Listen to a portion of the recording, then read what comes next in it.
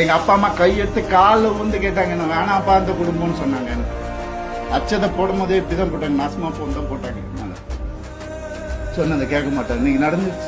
ജയൻ രവിയും ഭാര്യ ആർത്തി വിഷയത്തിൽ ഇപ്പോൾ നടക്കുന്ന വിവാദങ്ങളിൽ പുതിയ വെളിപ്പെടുത്തലുമായി തമിഴ് സിനിമാ മേഖലയിൽ സജീവമായി നിൽക്കുന്ന നിർമ്മാതാവ് ഷാം ഹോൺ. പണം ചിലവഴിക്കാൻ നൽകുന്നില്ലെന്നതോ ബാങ്ക് അക്കൗണ്ട് ഇല്ല എന്നതോ അല്ല രവി ആർത്തി ദാമ്പത്യത്തിൽ പ്രശ്നങ്ങളുണ്ടാകാൻ കാരണമെന്നും ആർത്തിയുടെ സ്വകാര്യ വീഡിയോ പുറത്തു വന്നതോടെയാണ് പ്രശ്നങ്ങളുടെ തുടക്കമെന്നും ഷാം ഹോൺ പറയുന്നു. മകളെ സംരക്ഷിക്കാൻ രവിയെ അമ്മായിയമ്മ ടോർച്ചർ ചെയ്ത് തെറ്റുകാരനാക്കുകയാണെന്നും ഷാം ഹോൺ പുതിയ വീഡിയോയിൽ പറഞ്ഞിട്ടുണ്ട്.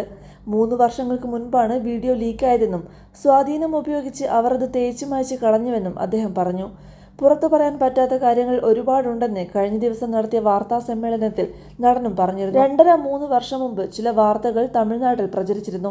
ഒരു സ്വകാര്യ വീഡിയോ ലീക്കായതുമായി ബന്ധപ്പെട്ടായിരുന്നു ആ വാർത്തകൾ.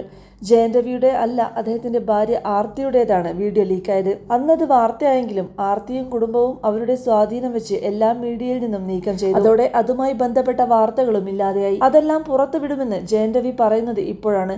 ഒരു ബാങ്ക് അക്കൗണ്ടിന്റെ പേരിൽ മാത്രമല്ല ഇവർക്കിടയിലെ പ്രശ്നങ്ങൾ.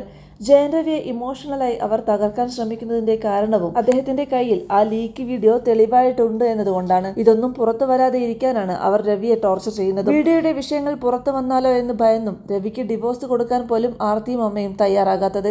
ലീക്ക് വീഡിയോ പുറത്തു വന്നപ്പോൾ അതേക്കുറിച്ച് ആർത്തിയോട് രവി ചോദിച്ചിരുന്നു. സ്വന്തം മകളെ പ്രൊട്ടക്ട് ചെയ്യാൻ ആർത്തിയുടെ അമ്മ നടത്തിയ കാര്യങ്ങളുടെ ഭാഗമാണ് രവി ഇന്ന് അനുഭവിക്കുന്ന ഓരോന്നും.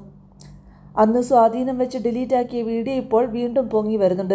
പക്ഷെ ജനങ്ങളിലേക്ക് എത്തുന്നില്ലെന്ന് മാത്രം. രവി ആത്മഹത്യ ചെയ്താൽ ഇതൊന്നും പുറത്തു വരില്ലല്ലോ. ടോർച്ചർ ചെയ്ത് രവിയെ ഭ്രാന്തനാക്കുകയാണ് അവരുടെ ലക്ഷ്യം. ഇത്രയും നാൾ അവിടെ പിടിച്ചു നിന്നു, സഹി കെട്ടപ്പോഴാണ് ഇറങ്ങിപ്പോന്നത്. ആ വീഡിയോ കയ്യിലുള്ളത് കൊണ്ട് മാത്രമാണ് രവി ജീവനോടെ ഇരിക്കുന്നത്. അല്ലായിരുന്നുവെങ്കിൽ ആർത്തിയും കുടുംബവും രവിയെ ആളെ വിട്ട് കൊല്ലിച്ചേനെ. അത്രത്തോളം ക്രൂരമായ ചിന്താഗതിയുള്ളവരാണ് അവർ. തെറ്റ് ചെയ്താൽ അംഗീകരിച്ച് സോൾവ് ചെയ്ത് മുന്നോട്ട് പോകണം. പക്ഷേ ആർത്തി തെറ്റി അംഗീകരിക്കുന്നില്ല. പകരം രവിയെ തെറ്റുകാരനാക്കി സമൂഹത്തിന് മുന്നിൽ ചിത്രീകരിക്കുന്നു.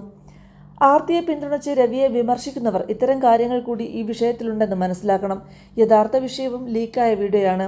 ഇത് പറയണമെന്ന് കരുതിയതല്ല. പക്ഷേ കമന്റ് കണ്ടപ്പോൾ എല്ലാവരും ജയൻ രവിയെ വിമർശിക്കുന്നതായി കണ്ടു. അപ്പോഴാണ് സത്യാവസ്ഥ കുറച്ചുപേരെങ്കിലും അറിയട്ടെ എന്ന് കരുതിയത്. ഇനിയും പറയാൻ പറ്റാത്ത കുറച്ച് കാര്യങ്ങൾ കൂടിയുണ്ട്.